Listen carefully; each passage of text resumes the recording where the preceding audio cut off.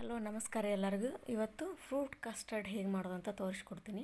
ಫಸ್ಟ್ಗೆ ನಾನಿಲ್ಲಿ ಒಂದು ಅರ್ಧ ಲೀಟ್ರ್ ಹಾಲನ್ನ ಕಾಯಿಸಾಕಿಟ್ಟಿದ್ದೀನಿ.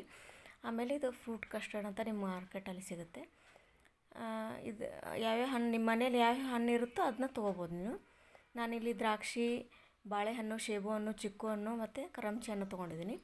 ಕಸ್ಟರ್ಡ್ ಪೌಡ್ರನ್ನ ಒಂದು 2ರಿಂದ 3 ಚಮಚ ಕಸ್ಟರ್ಡ್ ಪೌಡ್ರನ್ನ ಈ ಥರ ಹಾಲಲ್ಲಿ ಗಂಟು ಇರಲಾರ್ದಂಗೆ ಕಲಿಸ್ಕೋಬೇಕು. ಇದು ಯಾವುದೇ ರೀತಿ ಗಂಟು ಇರಬಾರ್ದು.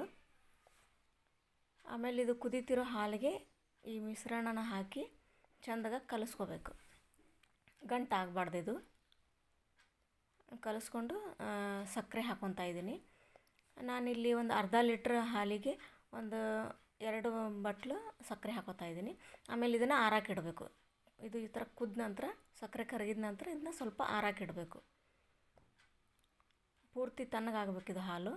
ಆಮೇಲೆ ಇಲ್ಲಿ ಹಣ್ಣುಗಳನ್ನು ದ್ರಾಕ್ಷಿ ಹಣ್ಣು, ಬಾಳೆಹಣ್ಣು, ಚಿಕ್ಕು, ಸೇಬು ಮತ್ತಿದು ಕರಂಚಿ ಹಣ್ಣು ತೊಗೊಂಡಿದ್ದೀನಿ ನಾನಿಲ್ಲಿ. ಮತ್ತು ಡ್ರೈ ಫ್ರೂಟ್ಸು ಬಾದಾಮಿ, ಗೋಡಂಬಿ, ದ್ರಾಕ್ಷಿ ಮತ್ತಿಲ್ಲಿ ಕಲ್ಲಂಗಡಿ ಬೀಜ, ಕುಂಬಳಕಾಯಿ ಬೀಜ.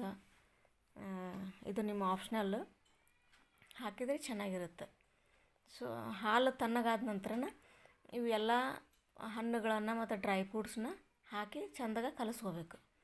ಕಲಿಸಿ ಒಂದು 2 ತಾಸು ಫ್ರಿಜ್ನಲ್ಲಿ ಇಡಬೇಕು. ಸೊ ಫ್ರಿಜ್ನಲ್ಲಿ ಅಂದರೆ ತಣ್ಣಗಾಗುತ್ತೆ ಸ್ವಲ್ಪ. ಫ್ರಿಜ್ನಲ್ಲಿ ಇಟ್ಟ ನಂತರ ಈ ಥರ ನೀವು ಬಂದ ಗೆಸ್ಟ್ಗಳಿಗಾದರೂ ಹಾಕ್ಕೊಡ್ಬೋದು. ಮಕ್ಕಳಿಗಂದ್ರೂ ತುಂಬ ಒಬ್ಬರು ಮಕ್ಕಳು ಹಣ್ಣು ತಿನ್ನೋಕೆ ಇಷ್ಟಪಡಲ್ಲ. ಸೊ ಈ ರೀತಿ ಮಾಡಿಕೊಟ್ರೆ ಇಷ್ಟಪಟ್ಟು ತಿಂತಾರೆ. ನಮ್ಮ ಚಾನಲ್ ಯಾರು ಸಬ್ಸ್ಕ್ರೈಬ್ ಮಾಡಿಲ್ಲ ಪ್ಲೀಸ್ ಸಬ್ಸ್ಕ್ರೈಬ್ ಮಾಡಿ, ಒಂದು ಲೈಕ್ ಕೊಡಿ.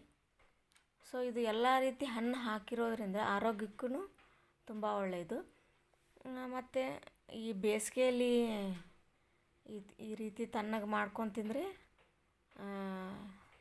ಚಲೋ ಇರುತ್ತೆ. ಸಡನ್ನಾಗಿ ಯಾರಾದರೂ ಗೆಸ್ಟ್ ಬಂದರೆ ಈ ರೀತಿ ನೀವು ಮಾಡಿಕೊಡ್ಬೋದು. Thank you for watching.